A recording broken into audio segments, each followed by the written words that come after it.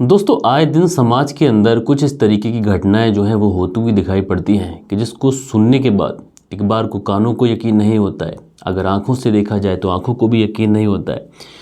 क्योंकि कुछ रिश्ते समाज के अंदर इतनी भयंकर तरीके से कलंकित किए जाते हैं जिसके बाद में अगर ऐसे रिश्तों को भी कलंकित किया जाने लगा तो वाकई जो समाज है ये हमारा किस तरफ जाएगा।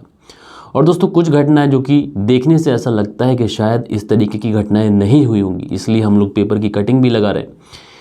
तो आज की जो घटना है ये घटना अपने आप में एक ऐसी घटना है जो कि काफ़ी ज़्यादा शर्मसार कर देने वाली घटना है। एक पत्नी है जो कि अपने पति से अलग रहती है, लेकिन अचानक से उसकी जो बेटा है उसकी तबीयत खराब हो जाती है।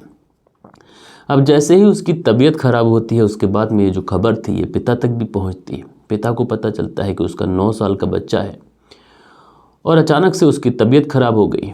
और उसके बाद में जैसे ही वो पिता उस बच्चे की देखरेख के लिए जाता है, 9 साल का नहीं बच्चा 13 साल का है। अब जैसे ही ये उस 13 साल के बेटे की देखरेख के लिए जाता है, उससे पूछताछ करता है, लेकिन ये जो बेटा था ये पूरी तरीके से गुमसुम था। एक तरीके से होश में तो था लेकिन गुमसुम था, एक तरीके से जैसे कोमा वाली स्थिति होती है ये वाली स्थिति इस बच्चे की। अब ये पिता बहुत ज़्यादा परेशान। उसके बाद में इस पिता को अपने ही बेटे के हाथ से लिखी हुई एक डायरी मिलती है। और दोस्तों जो वो डायरी थी उस डायरी के अंदर इस लड़के ने अपने ऊपर हुए अत्याचार के बारे में जो घटना लिखी थी, यकीनन जब उसको उसका पिता पढ़ता है तो उसके तो पांव तले से ज़मीन खिसक जाती है। तो क्या हुआ था इस पूरी घटना के अंदर, परत दर परत, पॉइंट टू पॉइंट विस्तार से मैं आप लोगों को बताऊंगा। बस आप लोग इस वीडियो में अंत तक बने रहिएगा।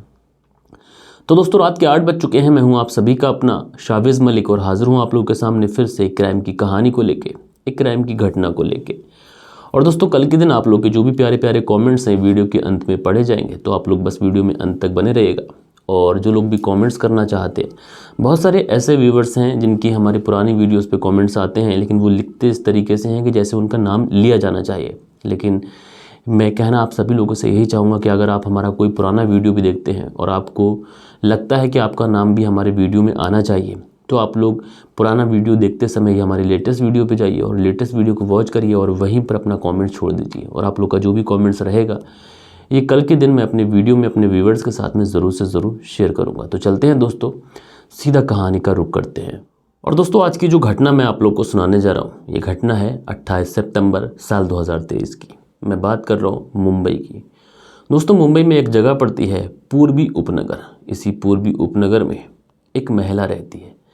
इस महिला के साथ में इसका बेटा रहता है, क्योंकि ये शादी के कुछ साल के बाद में जब ये अपने पति के साथ रह रही थी उसी समय पति के साथ में काफ़ी ज़्यादा अनबन होने लगती है। जब पति के साथ में अनबन होती है तो ये महिला फैसला करती है कि ये अपने बेटे को लेकर अलग रहेगी। और उसके बाद में अचानक से इसकी बेटे की जो तबीयत होती है वो ख़राब हो जाती है। अब जब बेटे की तबीयत ख़राब होती है तो इस महिला का जो पति था, यानी इस बच्चे का जो बाप था, उस तक भी ये खबर पहुंचती है। और उसके बाद में वो जो बाप था अपने बेटे की देखरेख के लिए, उसकी सेहत पूछने के लिए, उसका हालचाल पूछने के लिए, एक तरीके से उसको हॉस्पिटल ले जाने के लिए वहाँ पर पहुँचता है। और अपने बेटे की जब वो हालत देखता है तो बहुत ज़्यादा परेशान हो जाता है। दरअसल इस बच्चे की जो हालत थी ये ऐसी थी कि एक तरीके से ये बीमार भी नहीं था और पूरी तरीके से फिट भी नहीं था। यानी ये बच्चा काफ़ी ज़्यादा गुमसुम था, जैसे कोई बच्चा कोमा में चला गया हो, इस तरीके की इसकी स्थिति थी। ट्रामा में जा चुका था बच्चा। अब उसके बाद में जो बाप था अपने बच्चे को लेकर कभी किसी हॉस्पिटल जाता है, कभी किसी हॉस्पिटल जाता है। सब जगह यही बताया जाता है कि इस बच्चे को कोई ना कोई सदमा पहुंचा है, थोड़े दिनों में ठीक हो जाएगा, इसकी देखरेख करो, इसका ख्याल रखो। इसी बीच में जो बाप था ये अपने बेटे से कई बार ये पूछने की कोशिश करता है कि बेटा क्या हुआ, क्या परेशानी है, शायद उसके साथ में कोई हादसा हुआ हो। तो बाप बहुत कुछ पूछने की कोशिश करता है, लेकिन उसके बावजूद भी जो बेटा था ये कुछ बता नहीं पाता है। लेकिन दोस्तों इसी बीच में जो बाप था इसको अपने बेटे की एक डायरी मिलती है, क्योंकि बेटा बीमार था, बेड पर था एक तरीके से। तो ये उस डायरी को बैठे बैठे उसके पन्ने पलटने लगता है। अब जैसे ही उस डायरी के पन्ने पलट रहा होता है, इसको जो सामने लिखा हुआ दिखाई पड़ता है उसको देखने के बाद में इसकी एकदम से रूह कांप जाती है। ये तुरंत उस डायरी को लेता है, पुलिस थाने पहुंचता है और पुलिस थाने पहुंचने के बाद में सीधा सीधा अपनी पत्नी के खिलाफ कंप्लेंट लिखाता है। कहता है कि साहब उसकी पत्नी को अरेस्ट कर लीजिए, साथ में उसका एक दोस्त है उसको भी अरेस्ट कर लीजिए, और इस जो मेरी पत्नी है इसकी बहन है उसको भी अरेस्ट कर लीजिए। जब पुलिस वाले इस तरीके की बातें इस व्यक्ति की सुनते हैं तो पुलिस वाले बड़े परेशान कि एक व्यक्ति है जो कि अपनी पत्नी के खिलाफ मुकदमा दर्ज कराने आया, अपनी पत्नी को अरेस्ट करने की बात कर रहा है, अपनी साली को अरेस्ट करने की बात कर रहा है, एक पुरुष का नाम भी ले रहा है। तो पुलिस वाले इस व्यक्ति को समझाते हैं, बिठाते हैं और फिर इससे पूछते हैं कि दरअसल बात बताओ, बात क्या है। तो उसके बाद में ये कुछ ना कहते हुए वो डायरी पुलिस वालों की तरफ बढ़ा देता है। अब जैसे ही वो डायरी पढ़ी जाती है, उस डायरी को पढ़ने के बाद में ना कि ये पिता बल्कि वहाँ पर जितने भी पुलिस वाले होते हैं सब के सब हैरान होते हैं, क्योंकि इस डायरी के अंदर जो लिखा था यकीनन ये डराने वाला था, हैरान करने वाला था। एक बेटे ने अपने ऊपर हुए जुल्म की जो दास्तां इस डायरी के अंदर लिखी थी, यकीनन वो काफ़ी ज़्यादा परेशान करने वाली थी। दरअसल इस लड़के ने अपनी डायरी में लिखा था कि जब वो अपने पिता से अलग होकर अपनी माँ के साथ रहने लगा था, उस समय ये कक्षा 4 में पढ़ रहा था। ये लड़का कक्षा 4 में पढ़ रहा था। उस समय इसकी उम्र मात्र 9 साल के आसपास थी और उसी समय इसकी जो माँ थी उसके एक व्यक्ति के साथ में प्रेम प्रसंग हो जाते हैं। जब उस व्यक्ति के साथ में उसके प्रेम प्रसंग होते हैं, चूँकि घर में माँ अकेली रहती थी, बेटा रहता था, कभी कभार जो मौसी है, खाला जिसको बोलते हैं, वो भी आ जाती थी। तो इसी बीच में जब उसका प्रेमी माँ का घर आता था तो कई बार ये बच्चा भी उसको देख लेता था। उसके बाद में बच्चा 9 साल का बच्चा है, क्या ही कहेगा या क्या ही करेगा। लेकिन ये जो माँ थी ये अपने बच्चे का बिल्कुल परहेज़ नहीं करती है कि बच्चा घर पे है या फिर कहीं बाहर है, और उसके बावजूद भी अपने प्रेमी के साथ में मगन होकर उसके साथ में शारीरिक संबंध बनाती है।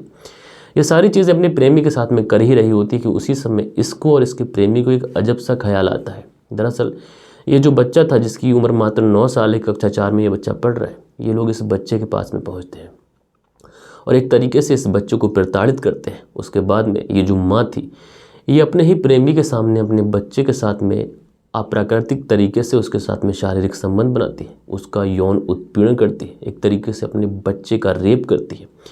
ये बच्चा उस बात का विरोध तो करता है, लेकिन 9 साल का बच्चा है, जब विरोध करता है तो ये जो माँ थी ये चूल्हे के पास जाती है और वहाँ से एक गर्म चिमटा लेती है जिससे रोटियां बनाई जाती हैं, और गर्म चिमटा अपने बेटे के जिस्म पे लगाती है। उस गर्म चिमटे से अपने बेटे के जिस्म को दागती है, जिस दागने की वजह से जो बच्चा था ये काफ़ी ज़्यादा डर जाता है। उसके बाद में ये जो माँ थी ये लगातार अपने प्रेमी के ही सामने उसका यौन उत्पीड़न करती, उसके साथ में शारीरिक संबंध बनाती। और इसी बीच में जो माँ थी, इसकी जो बहन थी, यानी इस बच्चे की जो मौसी थी, वो भी घर पे आती थी। जब उसको ये बात पता चली तो वो मौसी भी अब कहाँ चूकने वाली थी। वो मौसी भी अपने भांजे के साथ में अप्राकृतिक तरीके से उसके साथ में संबंध बनाती। जब बच्चा मना करता, इनकार करता, विरोध करता, तो उसके बाद में जो खाला थी और साथ के साथ जो माँ थी ये अपने ही बेटे को और वो खाला अपने ही भांजे को एक तरीके से डराती, धमकाती, उसको गर्म चिमटे से दागती, और जब बच्चा मना करता तो इसी तरीके से ये उसको प्रताड़ित करती, जिसके बाद में बच्चा डर जाता, सहम जाता। उसके बाद में ये जो दोनों बहनें थीं यानी माँ और खाला, ये दोनों उस बच्चे के साथ में शारीरिक संबंध बनाती। यकीनन ये बात जब पुलिस सुनती है, डायरी में जो लिखा हुआ जब पुलिस पढ़ती है तो पुलिस भी बहुत ज़्यादा हैरान होती है। उसके बाद में पुलिस तुरंत मुकदमा दर्ज करती है और सबसे पहले इस माँ को गिरफ्तार किया जाता है। इस माँ को गिरफ्तार किया जाता है क्योंकि इसने अपने 13 साल के बच्चे के साथ में इस तरीके का यौन उत्पीड़न किया। लेकिन 13 साल का तो ये अब है, बल्कि यौन उत्पीड़न हो रहा है उसके साथ में 5 साल पहले से। 5 साल से लगातार ये जो माँ थी और इस लड़के की खाला थी, ये लगातार उस लड़के के साथ में शारीरिक संबंध बनाते रहे, उसका रेप करते रहे। इसके बाद में पुलिस इस माँ को गिरफ्तार करती है और धारा 377 यानी कि अप्राकृतिक तरीके से यौनाचार, उसके बाद में पॉस्को एक्ट के तहत भी मुकदमा दर्ज किया जाता है। पुलिस अपनी जानकारी में बताती है कि जो माँ थी और उसके साथ में जो उसकी बहन थी और उस माँ का जो प्रेमी था, प्रेमी और बहन की तलाश जारी है। माँ को पुलिस ने अरेस्ट कर लिया है। बहरहाल दोस्तों, जब मैंने ये कहानी पढ़ी तो इस कहानी पढ़ने के बाद में मन बड़ा विचलित हो गया, बड़ा परेशान हो गया। माँ और बेटा ये एक ऐसा रिश्ता है जिसको अगर इसकी मिसालें या फिर इसकी मोहब्बत या फिर इनका जो रिश्ता है उसकी जो एक तरीके से मिसाल है, उसकी जो व्याख्या है अगर की जाए तो शब्दों में कम है। क्योंकि माँ और बेटे का एक ऐसा रिश्ता है जो दुनिया में आने से पहले बनता है। बाप से रिश्ता जब बनता है कि जब दुनिया में इंसान आ जाता है, लेकिन माँ से 9 महीने पहले ही वो रिश्ता बन जाता है। माँ अपने बच्चे का एहसास 9 महीने पहले ही करने लगती है। ज़रा सोचो, वही माँ अपने ही बेटे के साथ में उसके साथ में शारीरिक संबंध बनाती है। साथ के साथ उस माँ की बहन यानी कि मौसी, वो भी अपने भांजे के साथ में शारीरिक संबंध बनाती है। यकीनन इस वजह से ये जो बच्चा था ये इतना ज़्यादा सदमे में पहुँच जाता है कि उसके बाद में ये ट्रामा में चला जाता है और फिर ये गुमसुम सा रहने लगता है, ना किसी से बात करता है, ना कि अच्छे से खाना खाता है, ना पढ़ाई करता है। यानी एक तरीके से इस बच्चे की ज़िंदगी पर जो प्रभाव पड़ा वो बहुत ही ज़्यादा खतरनाक था। अब दोस्तों पुलिस ने ये पूरा मामला सुलझाते हुए और इन तीनों आरोपियों की गिरफ्तारी की बात कही है। बहरहाल दोस्तों, आप लोग इस पूरी घटना में क्या कहना चाहते हैं, आप लोग कमेंट्स करके ज़रूर से ज़रूर बताइएगा। और कल के दिन जिन लोगों के भी कमेंट्स आए थे, अब वक्त होता है कि उन लोगों के कमेंट्स पढ़े जाएं। सो दोस्तों, हमारे वीडियोस पे जो कल के दिन कमेंट्स आए हैं प्यारे प्यारे, ये पहला कमेंट है प्यारे लाल दुबे जी का। लिखते हैं, मलिक भाई नमस्कार, मैंने आपके द्वारा इस घटना की कहानी सुनी, आपका बताने का जो तरीका है मैं उसका कायल हूँ, शुक्रिया। तो प्यारे लाल दुबे जी, आपका बहुत बहुत धन्यवाद कि आपने इस तरीके की इज्जत से नवाजा। उसके बाद में मोहम्मद इकबाल हैं। लिखते हैं, मैं बहुत थोड़े समय में आपकी सारी कहानियाँ सुन चुका और आज लाइव भी सुना, पर कमेंट उस वक्त ना कर पाया, बेहतरीन अंदाज है। तो भाई आपका बहुत बहुत धन्यवाद। उसके बाद में साकिब ज़मी है। लिखते हैं, मलिक भाई मैं शुरू से ही आपकी कहानियाँ सऊदी अरब से सुनता हूँ, आपका अंदाज़ बहुत निराला है।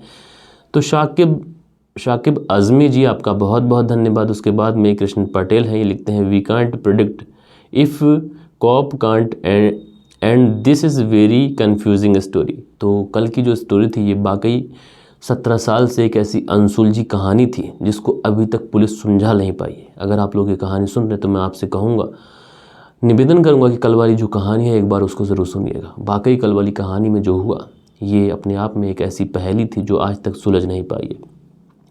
उसके बाद में नासिर पठान जी हैं। लिखते हैं, सर, और उसके बाद में 3 हार्ट बनाते हैं, भाई धन्यवाद। ज्ञान सिंह जी हैं। लिखते हैं, मलिक साहब सत श्री अकाल। तो ज्ञान सिंह जी सत श्री अकाल, आप कैसे हैं। उसके बाद में अगला जो कॉमेंट्स है एडिट अर्श करके है। लिखते हैं, thank you sir advance birthday wishes के लिए, हिमांशु सोनी। तो हिमांशु सोनी जी, आपका बहुत बहुत धन्यवाद। उसके बाद में यूज़र हैं। लिखते हैं, सर आपका मोटिवेट जो स्टोरी है वो भी सुनाया करें, यानी मोटिवेट करने वाली जो स्टोरी है वो भी सुनाया करें। तो भाई मोटिवेट करने वाली स्टोरी अगर आप कहेंगे तो मैं इस पे कोशिश करूँगा। अदरवाइज़ हमारा चैनल क्राइम स्टोरीज़ का है, हम क्राइम स्टोरीज़ को कवर करते हैं ताकि समाज में जो गंदगी फैल रही है वो एक तरीके से लोगों तक पहुँचे और लोग ये देखें कि जो क्राइम करने वाले लोग हैं उनके साथ में किस तरीके का सलूक होता है। भले ही वो कितनी चालाकी से क्राइम करें, लेकिन पुलिस उन तक पहुँचती है। उसके बाद में उनका जो चेहरा होता है ये दुनिया के सामने आता है। उसके बाद में अनुज गोदारा जी हैं। लिखते हैं, नमस्कार सर जी, वेरी नाइस स्टोरी जी। तो भाई आपका धन्यवाद। अजय हैं। लिखते हैं, hello sir, today is my birthday, I am in Thailand. तो अजय जी जो कि थाईलैंड में रहते हैं, थाईलैंड से हमारी कहानी सुनते हैं और इनका आज बर्थडे है, तो इनको जन्मदिन की ढेर सारी बधाइयाँ। थाईलैंड के अंदर अपना जन्मदिन मनाइए खुशी से। उसके बाद में नंदिनी कुमारी हैं। लिखते हैं, सर आप आसाम आओगे तो काजीरंगा नेशनल पार्क ज़रूर जाइएगा। तो जैसे ही मैं जब भी आसाम जाऊंगा तो एक बार नंदिनी कुमारी जी, मैं जो आपने पार्क बताया काजीरंगा नेशनल पार्क, तो मैं उसमें ज़रूर से ज़रूर जाऊंगा। सुबोध कुमार जी लिखते हैं, very difficult to decide. Subodh Kumar BSF Siliguri. तो भाई आपका धन्यवाद। आज़ाद शेख हैं। लिखते हैं, सर मैं मोहम्मद आज़ार, कबीर नगर दिल्ली से। सर मेरे हिसाब से उस लड़की का मर्डर उसके ही पिता ने किया होगा, यानी कल वाली जो कहानी थी उसके बारे में ये लिखते हैं। उसके बाद में सुनील त्यागी जी लिखते हैं, नमस्कार भाई साहब, रेणु सुनील त्यागी, शियाना बुलंदशहर से। तो आप दोनों पति पत्नी का धन्यवाद। नवजोत सिंह हैं।